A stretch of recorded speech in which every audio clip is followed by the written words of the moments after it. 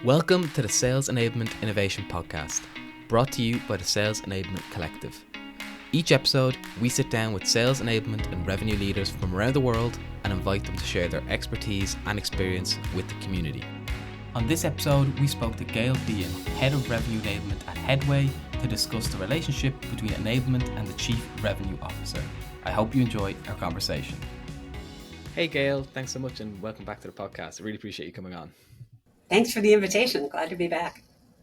So it's been a little bit of time since you were last on, quite a while actually now. So could you reintroduce yourself to listeners and just give some background on your enablement experience super quickly, just for those who might not be familiar about what you've been up to and just sort of where you're at in enablement, essentially. Yeah, the world has changed pretty dramatically, right? So I'm Gail Behun. I'm based out of Chicago, and I have worked in revenue enablement for about 9 years.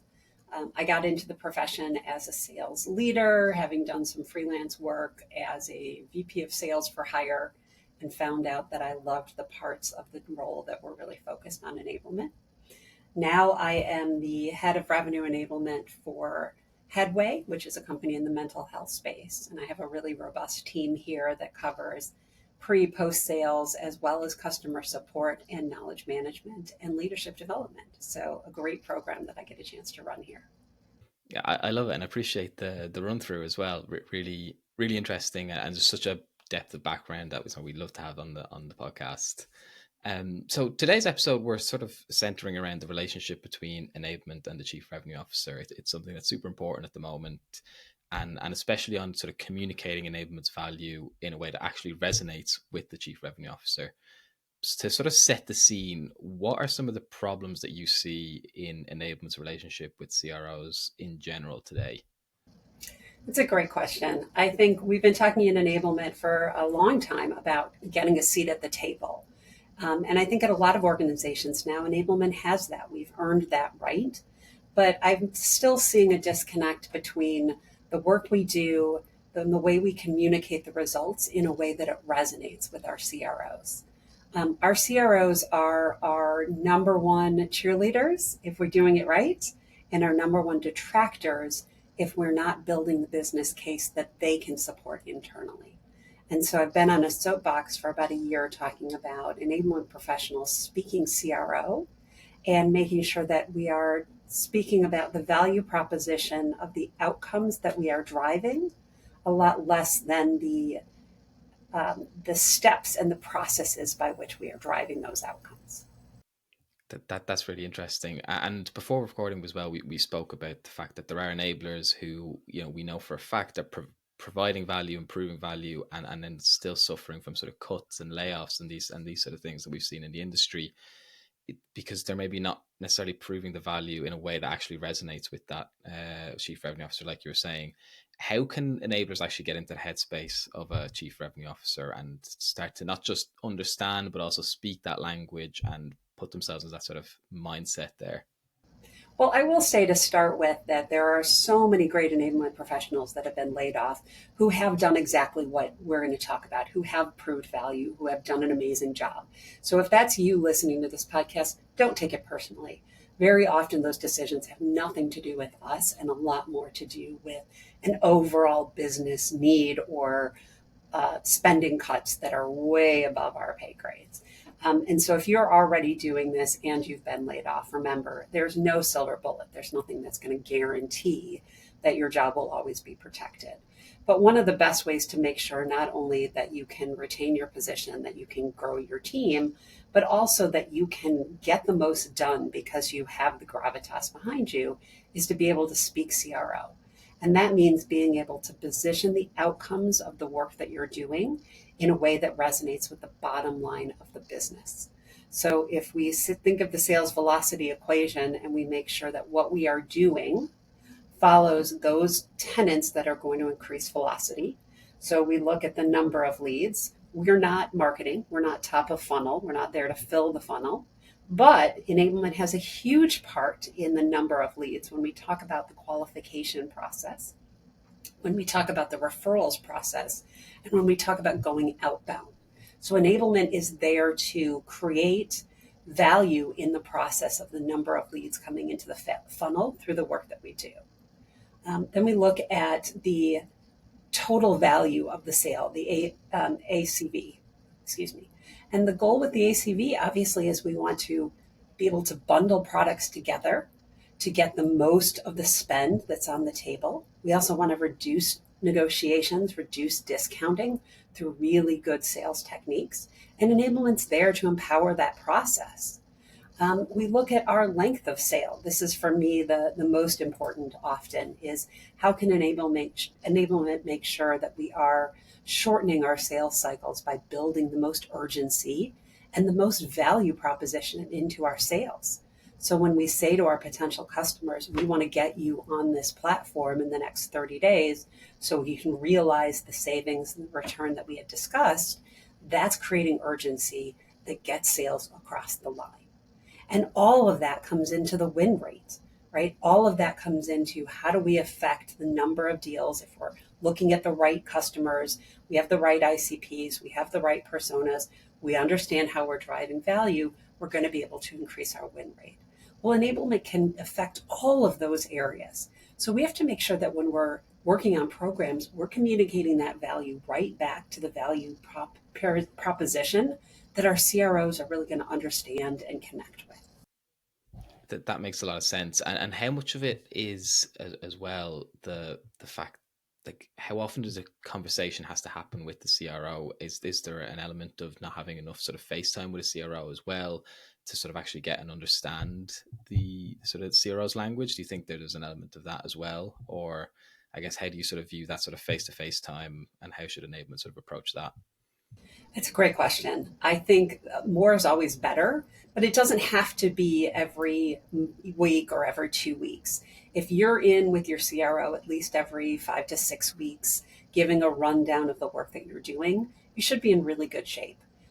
If you can show the programs that you're activating on, the current state, the desired future state, and the levers that you're pulling to get there, you're speaking their language in a really concise way. And so I would say come into a meeting with 4 or 5 bullet points on the work that you're doing. Go super high level and tight. They're going to ask you questions and to dive deeper into the things that they care about. But by staying high level in your discussion, you're really speaking their language and allowing them to ask you the questions that are going to be the most relevant to them. I really like that. It's really interesting, actually, letting them pick out the most important parts to them, because the last thing you want to do is be talking to someone for 5, 10, 15 minutes about something that ultimately they maybe don't care about or isn't a priority at the moment. Yeah. And sort of following up on that, if you were to sort of make a Duolingo type course on the language of CROs, what are sort of 2 or 3 areas that you think you'd make required reading for enablers? What are those, like, if you're sort of had to pin down a couple of core modules, where are you sort of building up from there? Yeah, I love the idea of a Duolingo course. I think that would be a fun one to do. I think the first one is really understanding value. Value is a word we throw around a lot, and it is core to the work that we do in enablement. But what value means to us and what it means to our CROs can be vastly different. And so, how do we know? How do we understand what the CRO values? We want to go back to the OKRs of the organization, not our team, not the revenue organization, but the entire company. What is the company driving towards? That will tell us the value propositions that are most important to the company, whether it's expanding the market, the ICP into new markets, maybe it's new geographies, maybe it's new product innovations. Whatever the expansion philosophy of the company is, that's what the company is going to value. So by being able to connect the dots between the work that we're doing and the word value becomes really important. The next thing is outcomes. What we think of as outcomes in enablement, and remember, we are in the business of causation, right? We can't 100% link anything we do to those results. So being able to create solid conversational links there makes a big difference when we're talking about talking to our CROs. And I think the third area in our Duolingo course is actually a little bit of a reverse.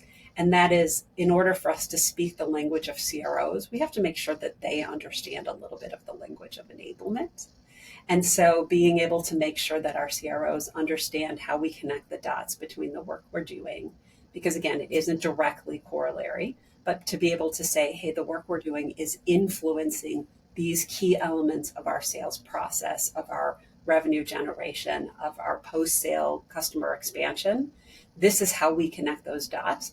If we can make sure that our CROs understand the language we're speaking when we're talking about that. Now all of a sudden we're building much stronger connections. That makes a lot of sense, and I think we need to start building out that course pretty soon. That has to be a next step after this episode. I guess following up from that, do you think there's an element of, you mentioned how there's enablement is in the business of causation, and it's sometimes difficult to correlate. Is there an element of, I suppose, needing to communicate that a little bit more clearly, and maybe finding links within enablement that you can maybe create a correlation? Or is it the sort of the causation, that's just the nature of enablement, is that it's a causation sort of based field? Or is there sort of ways that you can correlate a little bit more directly, if I've made myself clear? Yeah, it's a tough one. I think there are always ways to be able to do both, right? Very often we have an opportunity with a pure, what I could call like a pure play, like we have a wholly new product, right? And so enablement can say, hey, we can take credit for a lift in this brand new product through the training that we're doing. Again, we can't take all of the credit because product came up with the product and marketing created the marketing and the product marketing created the personas and the talk tracks, and we're here to enable it. But we can have a more direct relationship with something like that. But those pure plays are pretty rare. And even that you're hearing isn't pure, quote unquote. And so the most important thing is not necessarily to feel like we have to be able to show the value dollar for dollar. If you're looking at your team's headcount and saying, I have to prove dollar value for every person on my team, you're never going to win that battle. And I don't think anybody should be asking us to do that. More important is, how is the impact of the influence that we have being seen in the key metrics of the business? And again, it's not always revenue. Very often it can be in efficiency, which it leads to usually an increase in win rate when we're more efficient, when we're DQing the right job, right projects, when we're moving faster with the right ones, we're going to see our win rates go up. That's an efficiency metric. So that can come back to our knowledge base and how are we giving information to teams in the flow of work that allows them to move quickly.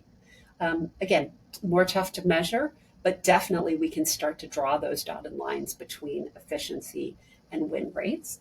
And so those are the things that we can do to make sure that we're continually having that conversation our CROs are going to be wanting to listen to. While we're on the topic sort of relationships between enablement and stakeholders, do you think that CRO relationship is the most important, or is it a case of every relationship matters with every team, or do you sort of see the CRO one as that sort of the pinnacle of the relationship, and sort of really where enablers who are maybe struggling cross-functionally listen to this, that's where you got to focus your efforts in, is really building up that relationship with the chief revenue officer?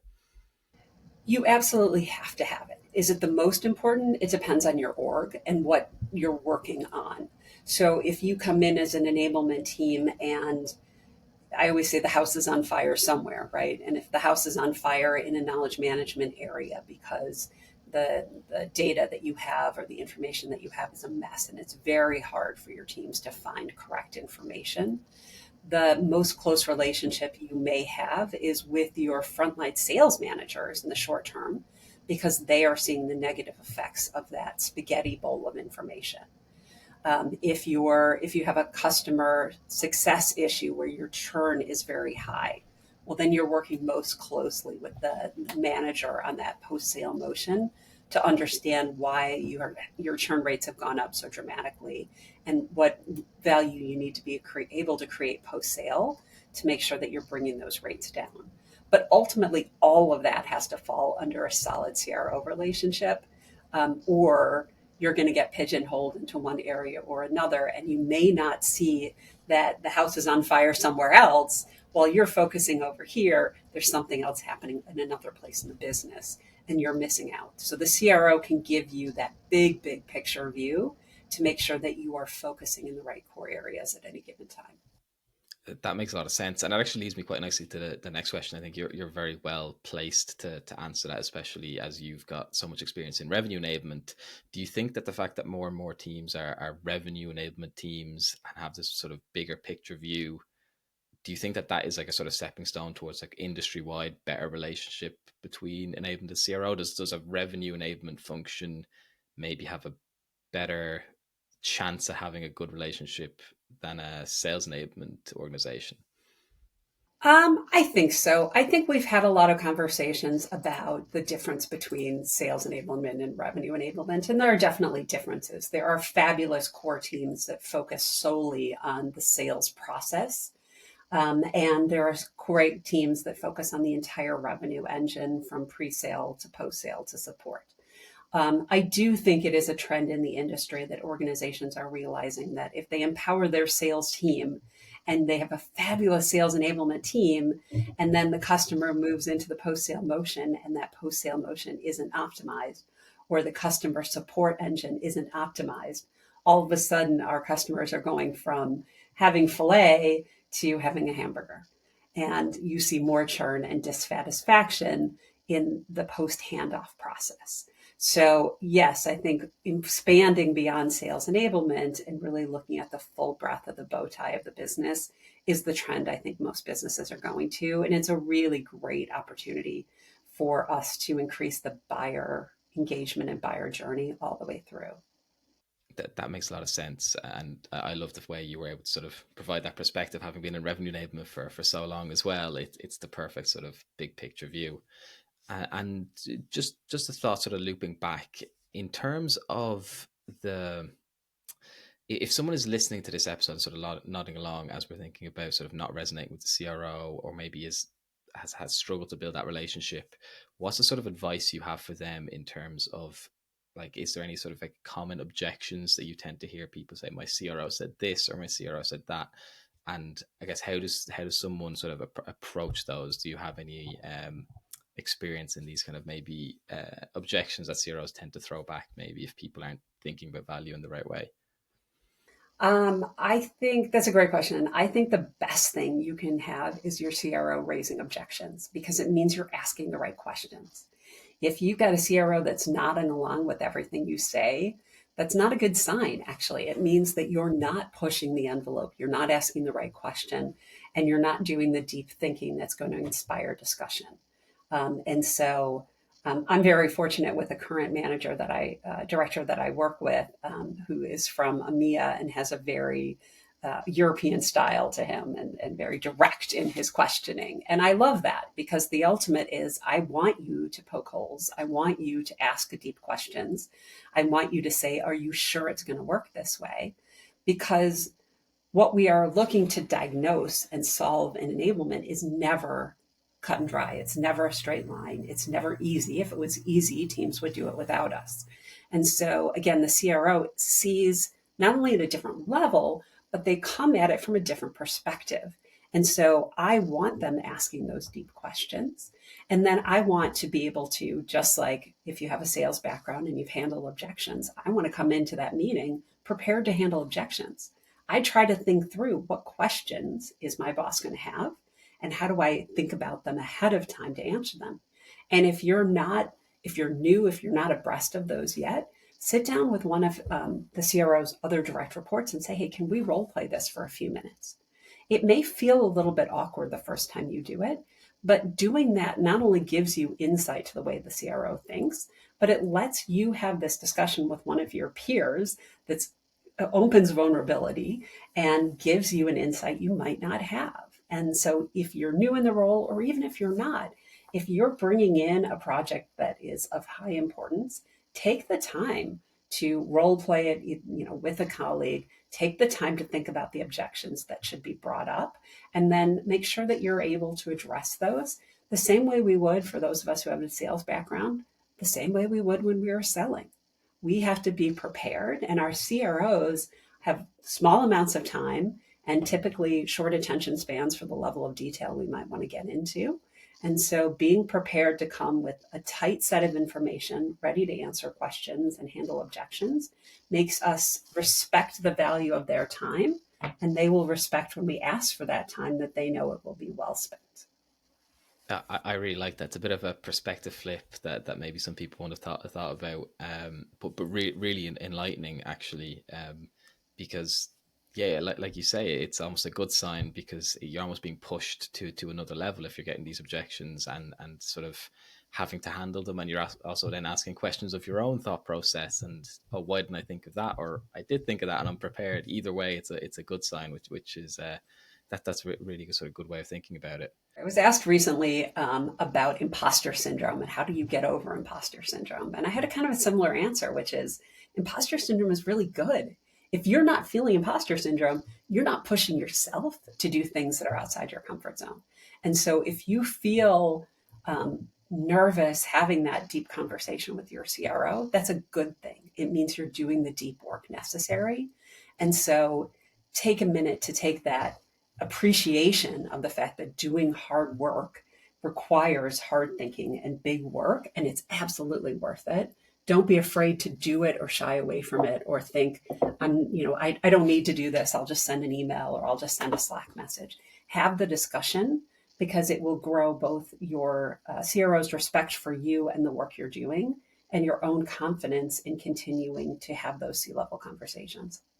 I really like that, and I think that would be really important for some people to hear in terms of taking that sort of step of self empowerment as well. To hear that, because sometimes that's all it really takes. I'm looking at the time, and we are coming up. So before we sort of wrap things up, I want to ask you, if listeners could only take one thing away from this episode, what should it be? What do you think is the biggest takeaway for someone thinking about enablement and CROs, that sort of relationship? What's the big piece of advice that you'd offer to anyone listening? I did a personality profile years ago through a company called Insights, and it turns out I'm a D driver, big D, type A personality, and the tagline for that was "Be bright, be brief, be gone." And I love that when I think about speaking to the CRO. Be bright, bring new ideas. Don't be afraid to share an idea, even if it sounds a little kooky or off the wall. Be bright, be brief, go in with your bullets, be ready to defend them, and then be gone. Make sure that you respect their time and your own by making sure that you are concise and that you've made your point, and then you move on. So that's the takeaway. I love that. That is really, really great. But that is all we have time for, unfortunately. But thank you so much, Gail, for coming back onto the show and sharing even more insights. And as much as people learned from the first episode, I'm sure they'll learn even more from this one. So just thank you for taking the time out of your day to share this with the community. Happy to be here. Thanks so much. Thanks for tuning in to the Sales Enablement Innovation Podcast. Be sure to follow us on your podcast platform of choice so you don't miss a thing. And if you're hungry for more sales enablement content, visit our website, salesenablementcollective.com, for articles, events, and an easy way to join our Slack community, home to thousands of your sales enablement peers.